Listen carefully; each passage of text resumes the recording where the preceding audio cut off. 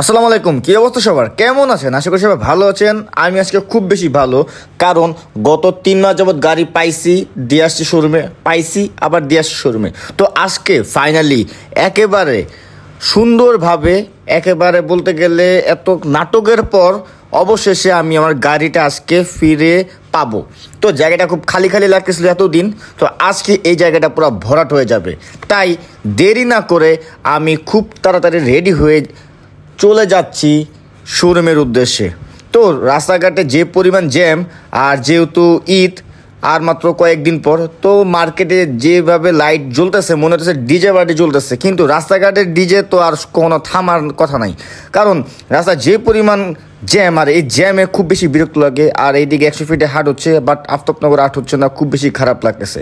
তারপরে চলে আসলাম গাড়ির সামনে। আর আসার পর যেহেতু আমি সামনে একটা কিট করাইছি, এবং কিট করতে এতদিন সময় লাগছে এবং রঙের একটা ব্যাপার আছে, তারপরে গাড়িটা সুন্দরভাবে পলিশ করাচ্ছে, কারণ গাড়িটা ডেলিভারি দেওয়ার সময় অবশ্যই পলিশ করে দেয় শোরুম থেকে, তো সেটাও করছি। এবং সেই সাথে গাড়িতে কিছু টুকিটাকি জিনিসপাতি লাগাইছি, যেমন ভিতরে রুম লাইট এলইডি করছি, তারপরে সেই সাথে অনেক কিছু লাগাইছি এক্সট্রা, যেটা কিনা আমার চাচু গিফট করছে।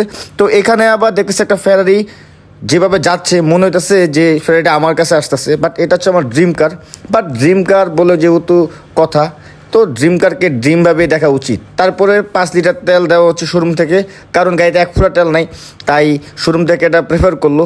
তারপরে গাড়িটার জন্য একটা ম্যাট নিতে হবে, কারণ গাড়িতে বসতে গেলে বিভিন্ন মানুষ বসে, তো সেখানে ম্যাটের প্রয়োজন নিচে, তাই ম্যাট কিনে ফেললাম। এবং কেনার পর যেহেতু এগুলো সব কিছু আমার চাচা আমাকে দিছে, তো যাই হোক সব কিছুই একবারে প্রপারভাবে লাগাই নিতেছি, কারণ কোনো কিছু যেন ঝামেলা না হয়। তারপরে বুঝে নিচ্ছি যে ইঞ্জিনের কোথায় কেমন কী কারণে। 1.8 লিটার এটা ইঞ্জিন, আর যেহেতু হাইব্রিড, আমি ফার্স্ট টাইম হাইব্রিড চালাচ্ছি, তো হাইব্রিডের সম্বন্ধে আমার আইডিয়া না আমার খুব কম, যার কারণে সে আমাকে বুঝে দিতেছে ফিউজ কোনটা কী আবিজাবি সব কিছু বুঝেছে। তারপরে এখানে গাড়ি আমি বুঝতেছি, আর ওই দিক দিয়ে আমার যে ভাই সে ভিডিও করে দিচ্ছে, কারণ গাড়িটা খুব বেশি জোশ লাগতেছে, কারণ সামনে যে কিট করেছি চেয়েছিলাম সামনেটা নিকেল করবো, কিন্তু নিকেল কালার বাংশ হয় না, যার কারণে এটাই করতে হয়েছে সিলভার কালার, এটাই আর কি দেখতে ভালো লাগছে। তারপরে যেটা হচ্ছে আলফার্ড এক্সিকিউটিভ লাউঞ্জ, এবং এটা হচ্ছে আমার ড্রিম কার। এবং আমি সামনে আমার স্কোয়ারের পর যখন লোনটা শেষ হয়ে যাবে, যেহেতু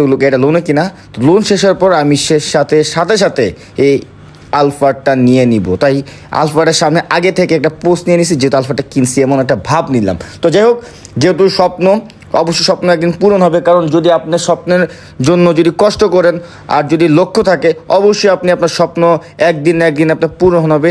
তাই নিজেকে কখনো ছোট মনে করবেন না, নিজের যেটা আছে সেটা নিয়ে আলহামদুলিল্লাহ থাকা উচিত। তাই আমি আলহামদুলিল্লাহ বলে নিজেকে ধন্য দিতে চাই যে আমি যেটা কিনছি আলহামদুলিল্লাহ। তারপর গাড়িতে তেল ভরার পর বাসা চলে আসলাম, এবং বাসায় আসার পর সেই সাথে আমার নামের যে স্টিকারটা ফাইম ইসলাম, এবং সেই স্টিকারটা আমি আমার গাড়ির সামনে লাগিয়ে ফেলছি, কারণ এই আগের গাড়ি যখন ছিল এবং বাইকে বর্তমানে যেটা আছে সেটা তো আমার এই স্টিকারটা লাগানো আছে। তো আজকের ব্লগ এতটুকুই, দেখাবে পরবর্তী ব্লগে।